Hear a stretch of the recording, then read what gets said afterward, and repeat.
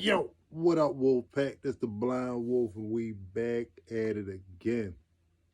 I'd like to thank everybody for sharing, and subscribing to my channel, hitting that like button, and all the comments. I truly appreciate it. All right, Wolfpack, let's go on this journey.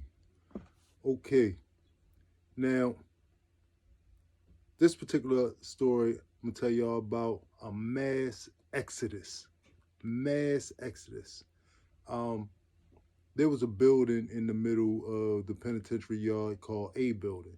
Well, it's not in the middle. It's closer to B block, but this is the same building where you would go in for like commissary. Um, in A building, you would go upstairs and there were offices, and we used to have classes in these offices. Well, I was in class with a lot of the Bloods, and I got cool with a lot of them. But this one particular night, you could see them kind of like huddle up at the back of the class, at the end of class, right before we went back over to the blocks. So you could tell it's some kind of tension in the air. You know, they talking about something. It's a problem somewhere along the line. So we go back over to the blocks, and when I come back over to the blocks, normally when we come back from over A building, you still got a little bit of time down on the flats to use the phone, get in the microwave, heat your food up, you know what I mean, chop it up with a few of your peoples before you get ready to go lock in for the night. So everybody lock in that night, but you can see that, well, before everybody lock in that night, like I said, you can see that the Bloods, they huddling up and they talking about something, but when I get back over to the blocks, the white boys are huddling up and they talking too. And these two factions aren't really coming anywhere near each other. And I know who's who at this time, so I'm paying attention to this, but I'm minding my business. And we lock in that night. The next day we come out, it's a whole bunch of tension. When we go to breakfast, you see like a bunch of the Bloods all lined up on one side of the cafeteria, a bunch of the white boys lined up on the other side of the cafeteria, everybody keeping their distance from each other, which is letting me know that it's something going on. So breakfast go through. We have lunch and we come outside to the yard from lunch. And as we out there on the yard, the Bloods, they all huddled up in their area. The white boys all huddled up in their area. Nobody really working out like that far as these two factions. Nobody playing basketball, lifting weights, running, nothing. So by this time, I know it's something big brewing. I just don't know what it's over and when it's going to erupt. But you can feel and smell the tension all in the air. Well, we go to the chow this evening. After we come back from dinner, Blood set it off. I'm talking about they set it off. We start going up the steps, and by the time, you know, people start getting up to like the fifth tier, you just start hearing sue, sue. So they start, I'm talking about going at the white boys. You seeing white boys flying down steps, getting stomped out. I'm talking about 4-5 dudes on one dude. And I'm talking about they mashing these white boys, mashing them. And these are two different gangs. It's the Bloods and the DMI. So the next morning, before we went out for breakfast, like I told y'all before, my cell, I could look directly out the door that we walk out when we leaving off the blocks to go to the yard, to go to the cafeteria, go to the hospital, wherever. Man, I seen about 40 white dudes with their bags, and they had their mattresses on their shoulders. And I'm talking about it's a mass exodus. All of them leaving the blocks. All of them leaving the blocks. I'm like, man, what the heck is going on, man? All of them gone. But one white boy, dude named Mickey. Mickey wasn't trying to hear nothing. Mickey wasn't trying to hear nothing. That's my man. I rocked with him. He came back out that night, and Mickey said, I don't care what the rest of them did. Y'all ain't moving me nowhere. And stood in the back by the showers with his hands crossed like this.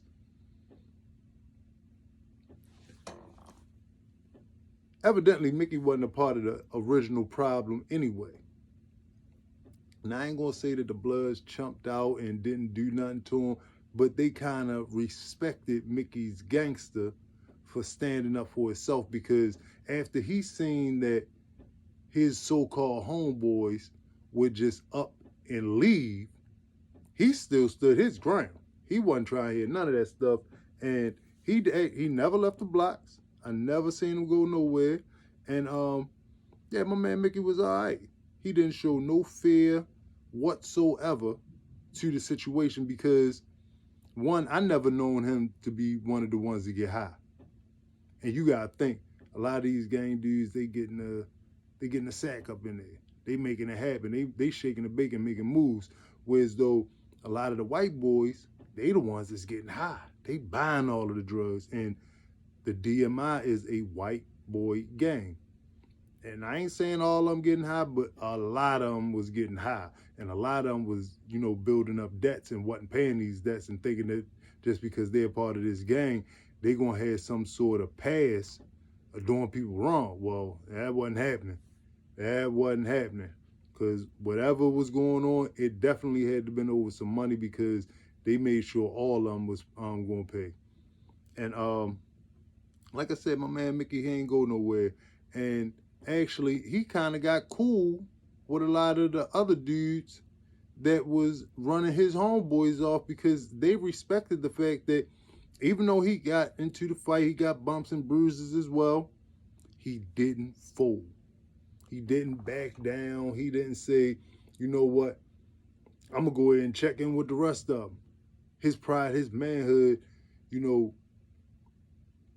played too much of a factor in that to him. My man stood his ground. I got to give him props on that. But yeah, this was a mass exodus. And this is a quick story, but it's something that can happen fast. And you don't be knowing what's going on. You don't know everything that's going on with everybody in the penitentiary. You might know that it's a situation going on here, there, but you don't know the real reason why these people doing what they doing. Don't nobody know what's in the next person's mind. But at the end of the day, I seen about 30, 40 dudes with their mattresses on their shoulders, and they walked in a line leaving up out of there. All of them was leaving out at the same time. It seemed like once the first one, made the choice to take that exit, them cells was popping. And they letting them out before we went out for breakfast. So when we went out for breakfast that morning, the Bloods, they were showing off. They was definitely showing off doing they little soo soo. And like I said, I was cool with a lot of them dudes, and I thought that was something that was an eye opener for me. It was definitely an eye opener. You never know what's going to happen and when it's going to happen and how it's going to happen. Just know one thing: in the penitentiary, anything can happen. And they wasn't playing. They was literally throwing dudes down the stairs. And I'm talking about from one floor to the next. They wasn't just rolling down, tumbling down the steps. No, flying down the steps. You got to think, these are men that's locked up. All we doing there is work out. Some only work out. Some only work out. And a lot of these dudes, they got something to prove to their gang members, so they gonna show off and show out on you when they can, and they definitely did. They showed up and showed out and did not play no games with near one of them. They had them boys leaving with their mattresses across their shoulders. Hey, be careful. Be careful. Because you never know when you walking through them penitentiary walls and you link up with a group, because most of these dudes don't be gang members on the streets. They become gang members in prison. And just because you meeting somebody in prison and their paperwork seem like it's right, like they not in there for no weirdo charge, don't mean that they gangster. Don't mean that they bout that mess. So you'll have a group of dudes that'll get together, and because they got numbers they think that they're strong. And just because you got a bunch of people don't make you strong. It really don't. So once again, we're going to get back to that saying that I got for y'all. Properly plan for your life. Proper planning prevents poor performance. When you properly plan for your life, you won't have to worry about 150 dudes hopping on like 30, 40 dudes. You won't have to worry about that. Because the odds is going to be totally against you at some point or another when you join in that lifestyle. It's got to happen. You can't have ups every day. And some of these people be having ups every day. And you got to take into consideration, you got dudes that want to prove something to somebody. When you want to prove something, you're going to do something extreme. And that extreme action could cost somebody their life, could cost somebody their expiration date. Because you might have actual light at the end of the tunnel and turn that into complete darkness where you ain't got no way out whatsoever. And once you behind them walls, you behind them walls. There ain't many people that's going to be doing no big escapes, especially now. Especially now. So when you locked in, you locked in. Properly plan for your life, and don't forget, the wolf pack wants you to do better so you can have a better life. Staying out them penitentiary walls. Staying out them penitentiary walls. What's really gangster now is being a man for your family. That's what's really gangster. Y'all be good out there. Y'all stay strong, and remember them 5 P's. Properly plan for your life, because it could be 150 dudes jumping on just you and a couple of your homies. Peace.